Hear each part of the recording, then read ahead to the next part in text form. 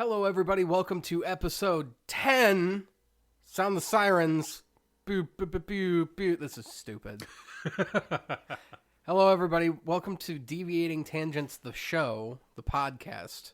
Hello, everyone. Welcome to Deviating Tangents, the show where it takes 3 tries to get the intro correct. And even then, we're still not sure this is the right take. This is episode 10, a hallmark milestone of an episode, being in that it is the first episode of ours that we are now going to have double digits on the episode registry. Woo! So 10 episodes. That means it's been 2.5 months, because we do this weekly. That's 10 weeks. It doesn't feel like we've been doing this long. Yeah. And you'd figure we'd have some sort of special topic lined up. We don't. This is something that hits a little close to home for everybody, though. Pizza toppings. Which ones and how many are too many? Now, I'm not going to shy away from a good old-fashioned pepperoni pizza.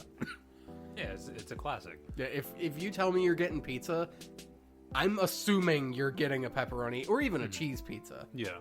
See, when I think pizza, it has to have at least one topping. To me, cheese is not a topping. Cheese is just default. Plain. Yeah. But at that point, it's just bread with cheese. Which is not bad. I was about to say. You know. But even then, even with just a plain cheese pizza, like there's so much room for variance there. Yeah. So you can get really creative with food, and I believe pizza is like the perfect vessel for that. Even down to like the hydration of the crust. Yeah. Or like, are you using a sourdough crust as opposed to, just a normal pizza crust, or what? Flatbread versus deep dish, etc. Do you want to try to make like a healthier pizza alternative and go for like a cauliflower crust? Yes, yeah, stuff like that. For me, pizza is about indulgence. Like it's about getting a what, a 17-inch. It's about getting a 17-inch pie all to yourself. Apparently, we only call it pie because of the Chicago style. Oh, all right. That makes sense. It's literally, it's just pie. Yeah. No, so like if I'm ordering from somewhere, like my go-to is a meat lovers with stuffed crust from Pizza Hut. That's just like, that is just so much crap. Coronary in a pizza. box. Yeah.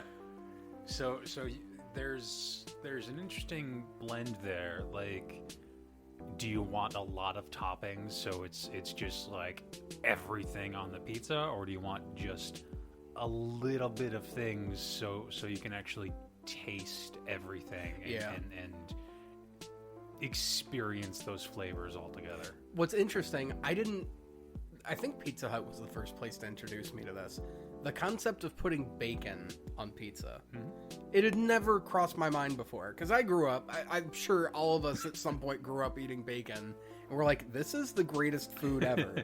Why can't this be on everything? Mm-hmm. And of course, asking that question implies that you could put bacon on pizza. Never crossed my mind. And so, I was like 12, and we're ordering pizza. It's like I think it was when Pizza Hut it was probably a little older than that, but it's when Pizza Hut first put out the website. You could order a pizza online and go pick it up. You didn't have to call anybody anymore, which is great because my family is riddled with phone anxiety. So it's like perfect, no human interaction. Yep. So it's like what toppings would you like? It's like, oh, extra cheese and pepperoni. Is that bacon? You can put bacon on pizza. We never did it. Bacon, it doesn't cross my mind to put it on pizza. It seems like you said, like an extravagant meat lover's pizza. Mm-hmm. I'm not saying bacon doesn't belong on pizza, but I'm not gonna put it on my pizza. I don't mind it. One thing I do mind though is I'm not actually a fan of veggies. Like, occasionally I'll put onions on my pizza, and I prefer white onions over red onions if I'm going to do that. But I don't like olives. I don't like peppers. Well, I'll do banana peppers, I'll do jalapenos, but not bell peppers, which a lot of people do. And you know, if you like that, that's fine. It's not for me. I'm starting to grow into my taste buds a little bit. I wish I liked salad. I don't, but I wish I did.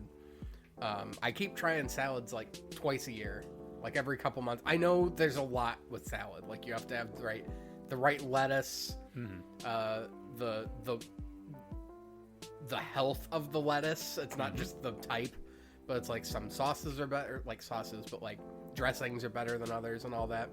I do love a good Caesar salad. At the end of the day, all lettuce to me, because I've tried a bunch of different like lettuce leaves and stuff like that, it tastes like crunchy, dirty water. It doesn't matter how nice the salad is.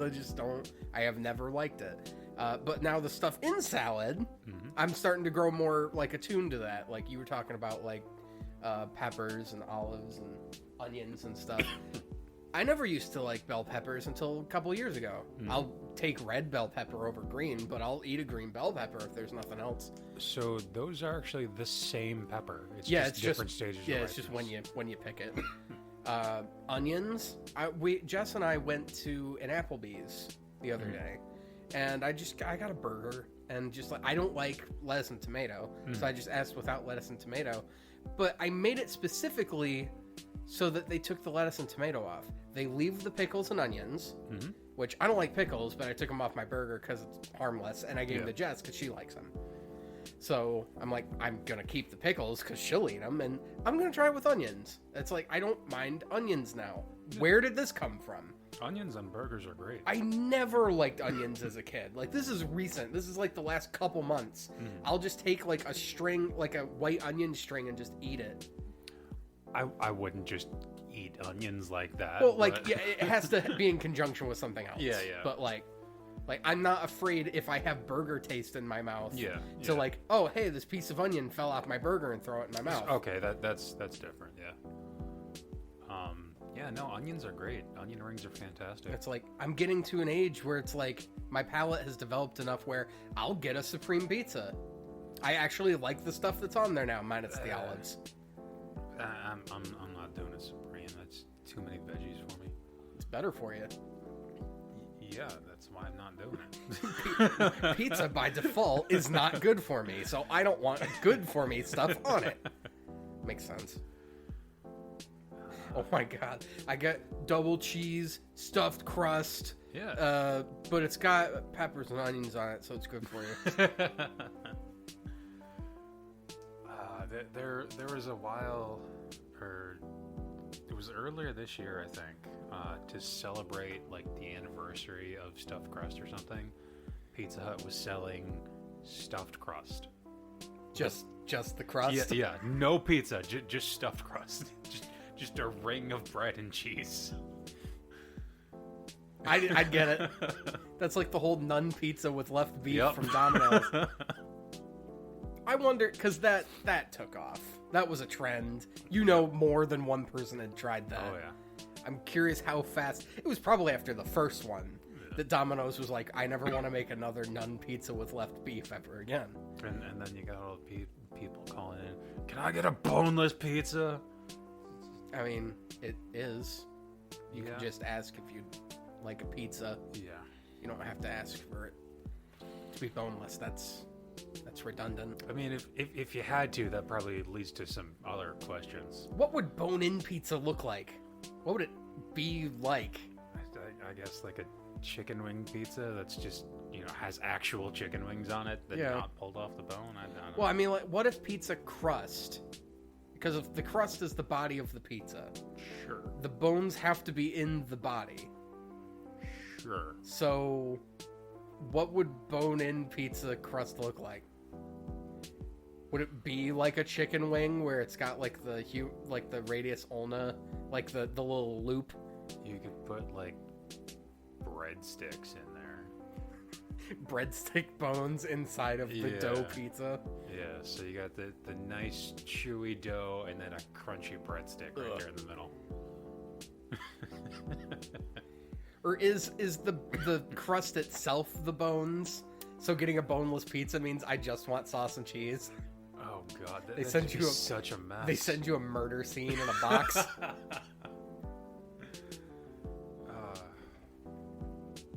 And because everyone is probably thinking about it, I don't like sweet and savory, so pineapple on pizza is a no-go for me. I'll eat it. Hawaiian style pizza, I am all over that. Yeah, no. Did you know that Hawaiian style pizza is not Hawaiian? Like not at all? I think the name just comes from the fact that, like, tropical fruit and typically pork is something you would find at a luau, which is going to be more Pacific Islander oriented. So that's where the name Hawaiian style came from. That's my guess. It was actually invented in Canada. I'm not surprised. It was meant to sound tropical, and I don't think the guy who invented it has ever been to Hawaii. I mean, if I were to pull out of my ass the possible similarity between what could potentially inspire a Hawaiian pizza, because if you could have confirmed for me that what I had guessed was 100% accurate, and I would have believed you. Mm-hmm. I don't have the full story, but I do know it was invented in Canada and likely by someone who's never been to Hawaii. Yeah, well, there's a lot of people that haven't been to Hawaii. It's a small landmass that you have to take either a boat or a plane to get there, and a lot of people are, like, nervous when it comes to sea travel. Yeah, well, there's a lot of stuff in the sea. Yeah, there's more sea than not sea. Yeah, and like, it goes down a lot deeper than we've ever mapped. Like, the Mariana Trench, I don't think we've fully mapped. No, we've never seen the bottom of it. Or at least not the bottom of all of it. Yeah. There's scary shit down there. Yeah. There's these giant... I don't think they're octopodes. I think they're jellyfish with just tendrils that just, like, just splay out to, like, a length of, like, 50 feet. And they just catch whatever they just happen to drift by. But they T-pose at you. Have you seen, like, the pictures of these scary-ass jellyfish? No, I haven't. I'm gonna pull it up. This shit's fucking scary. And like, so a lot of people don't realize that life is very, very different the further you go down in the ocean. Yeah, because you have fathom pressure to worry about. Exactly. So, like, everyone's seen the picture of the blobfish, and it looks like a blob. That's because it lives in, such high pressure areas that being in the low pressure of the surface, it just kind of deflates. And on top of that, it's very, very dark.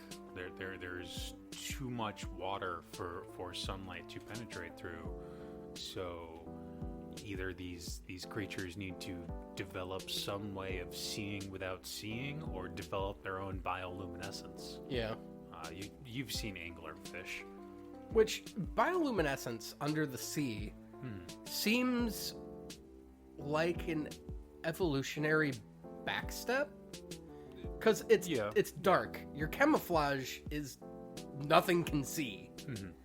So if you light up like a Christmas tree, now everyone knows where you are. Well, it depends on how you do it. Again, with the anglerfish, he uses that to hunt. The little light looks like a tiny little fish, and he uses that to attack when they go after it. I think what I was thinking of is not a jellyfish, but may actually be a squid. Maybe. Like a giant squid. Hang on. But it looks like out of, like, outer space. It's like outer space is happening in the ocean. Well, I mean, Maybe. When you think about it, they're kind of analogous, aren't they? Yeah. I mean, there's no oxygen in space, and there isn't really breathable oxygen under the water, and you can move in 3 dimensions. It's very dark. Yeah. The only difference is the pressure. Because I think there's the distinct... Because the vacuum of space is a non-pressure. Yeah. I'm just going to put deep sea monstrosities and see what comes up. Oh, hello there, Cthulhu. Now, a lot of this is going to be like artists... Oh, here's the thing. This fucking thing. Interesting. That's a real photo. That is an actual thing that exists. I think it's a type of squid. But, like, there's stuff down there. I'm not volunteering to go down to the bottom of the ocean. Are you kidding me? I'm not afraid of, like, open water. I'm not afraid of what's down there because I know it's not coming up to my level. Because, like, you don't want to go down to see it. No way. I'm not meeting it at its house. Are you kidding me? It has to come to me so that I can claim self-defense. Man, there's a lot of, like, artist drawings in here of just, like, sea monsters.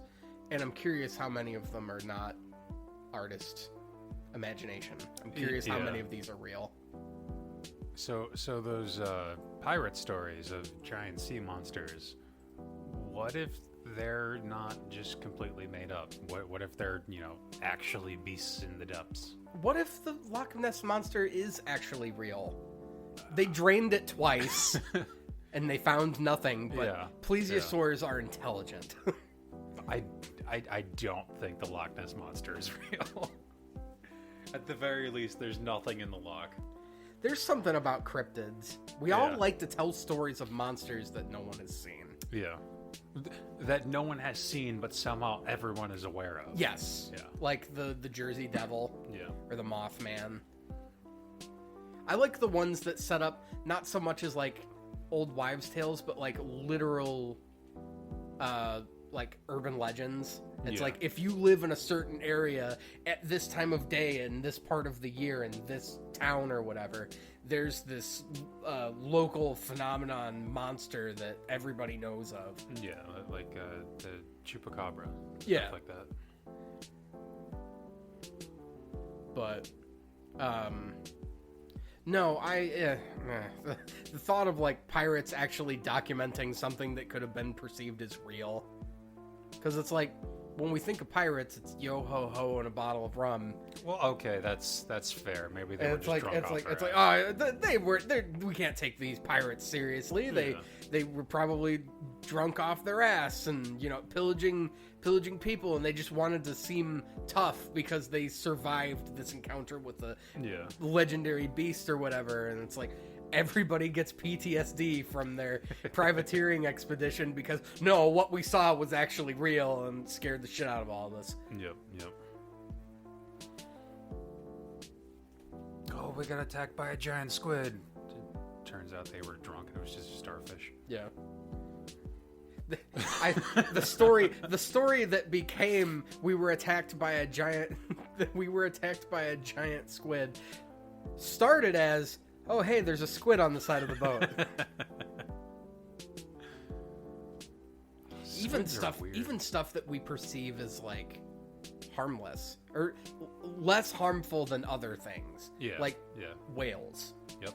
Unless you're an orca, whales don't care about us. Mm-hmm. They're just like, oh hey, you're smaller than me. That's cool.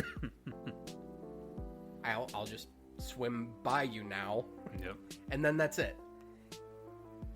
Dolphins. Dolphins are smart. Very smart.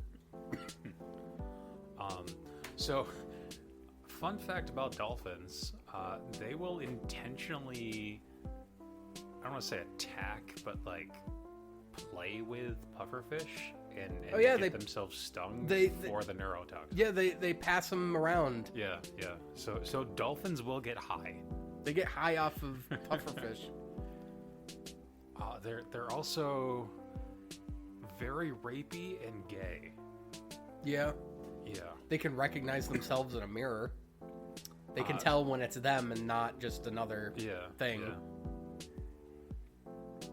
What is it? Orca. Mm-hmm. Orca can give sharks PTSD. Really?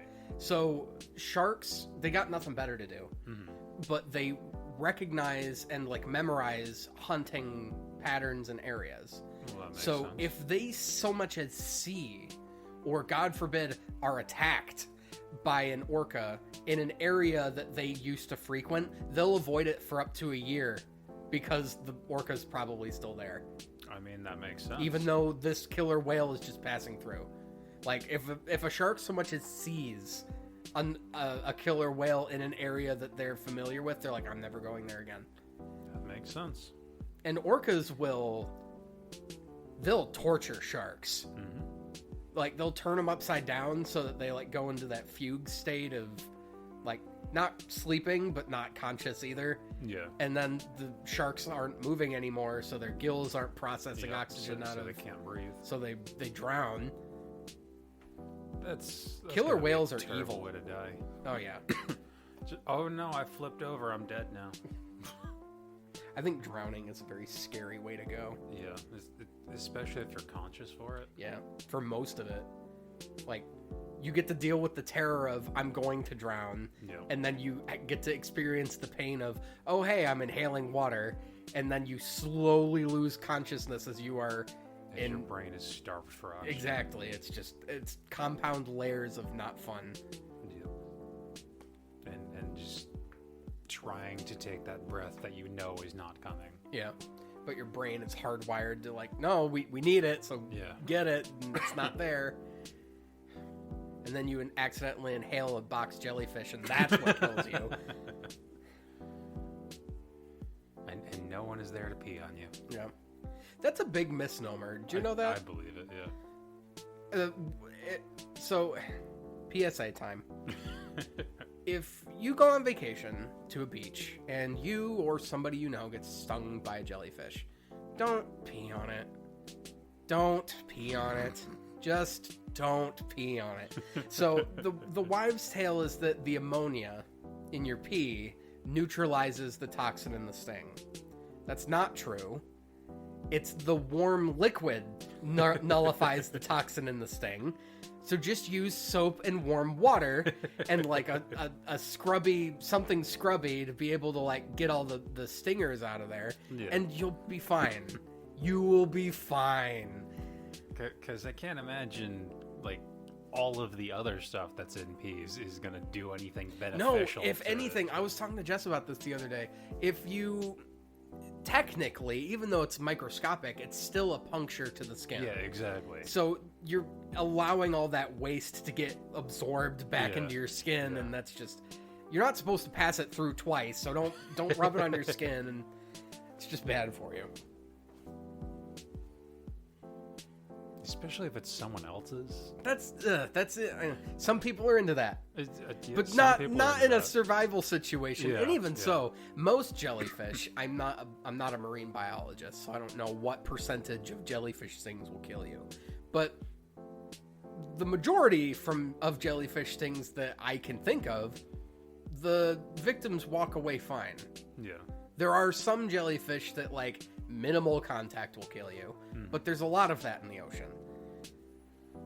There's a lot of things that minimal contact is just a hellish experience. Yeah. There's a plant that I think touching it will make you want to kill yourself because the pain is just so unbearable. I don't understand insects. Yeah. Insects are equipped with, they're hunting insects of prey,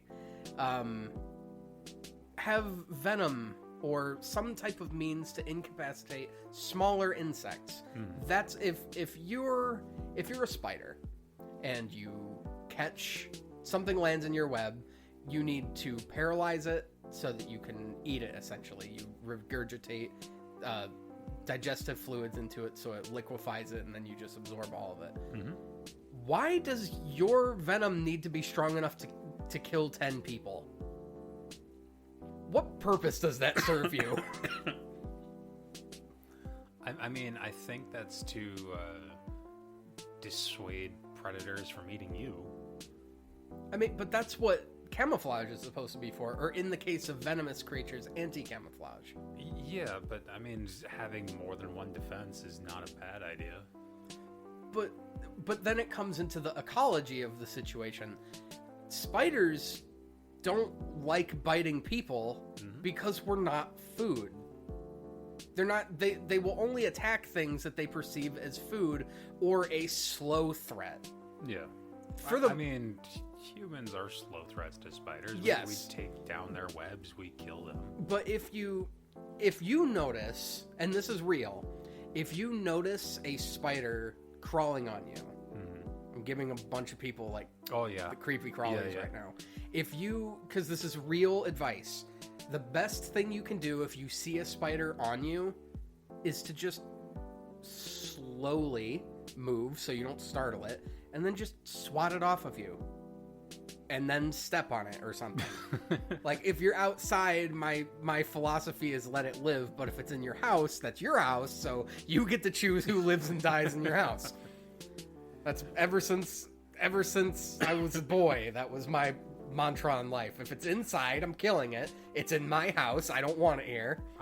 And to be clear, this applies to insects and not people. Depends on how bad the... Just because they're in your house doesn't mean you can kill them. I mean, that's not legally advisable, but I suppose you could. This is my house. But you invited me here. It's my house. You invited me here. Exactly. I can't kill you unless you're in my house. We have fun here. Or else. We're not lawyers. None of this is legal advice. That's not legal. Don't invite people to your house.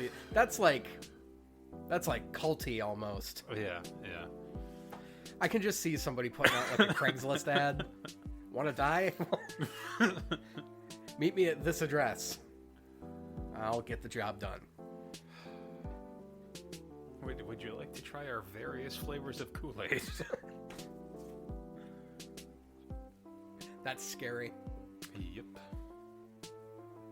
The concept of being so charming that you can get... It's terrifying. That you can get, like, essentially a legion of people to do what you want. Kind of sounds like what Jesus did. And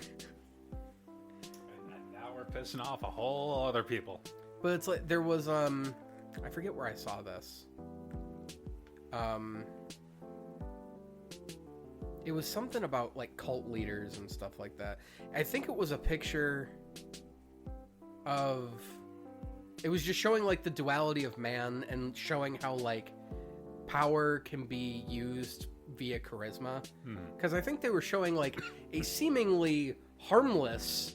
Because it was used to draw comparisons. It was a picture of a seemingly harmless photo of Adolf Hitler. It's like, judging by this picture, if you didn't know who this was, you wouldn't assume he was such a bad guy. And then to contrast that, it shows a picture of Charles Manson playing guitar in a church with, like, the most genuine smile. And that's scary. That these are were real people. Is Charles Manson still alive? I don't think so. I don't think so. I think it was recent, but I think he passed. There's a lot of people. I have to update my list on who is and isn't anymore. I was watching. Let's get off the topic of cult leaders. Yeah, let's. I was watching. There's a YouTube playlist. That's like, I want my 80s music videos. That's like 400 videos of just like stuff you'd see on MTV. And there was a video, Olivia Newton-John's Physical. Have you ever seen it? No. Have you heard the song? No. Well, maybe. Let's get physical. Okay, yep. Physical. Okay, so that video is hilarious because it's her. She's hot. Olivia Newton-John in her prime, hottest thing on the planet. Like, I would. That's how good she looked.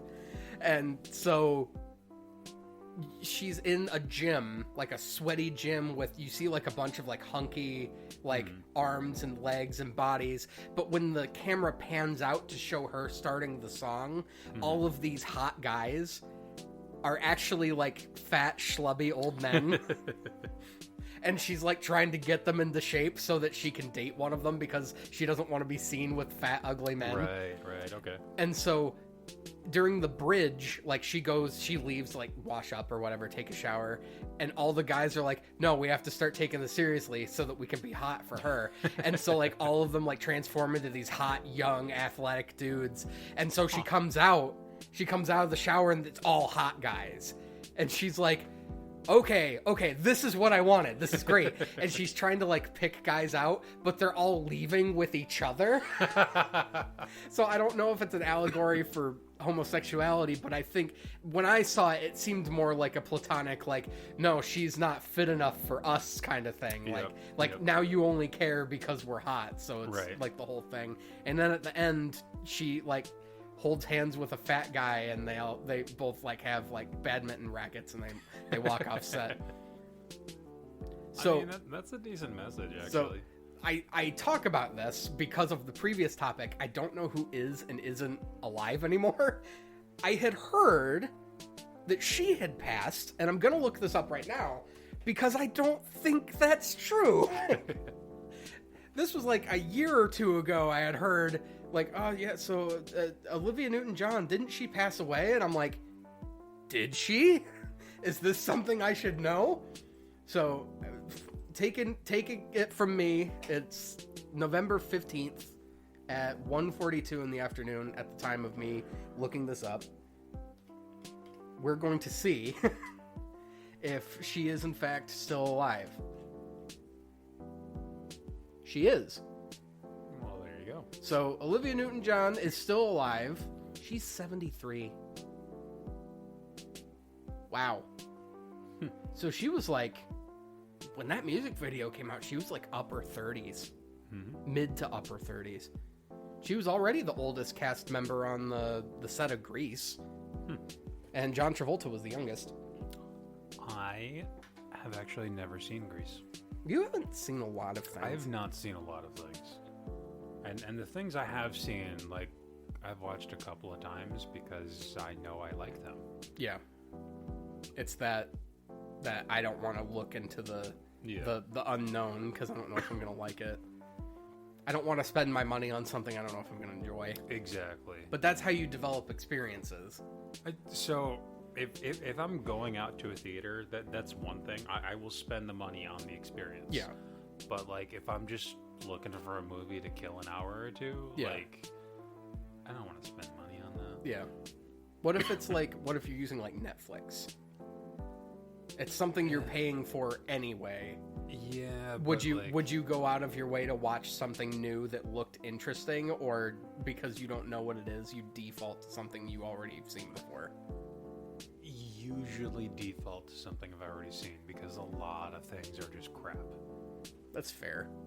But at the same time, like, that's what I love about the functionality of, like, streaming sites and stuff. Yeah. Is that I'm paying for all of it, so it's not putting me out any extra money to watch something I've never seen. Yeah.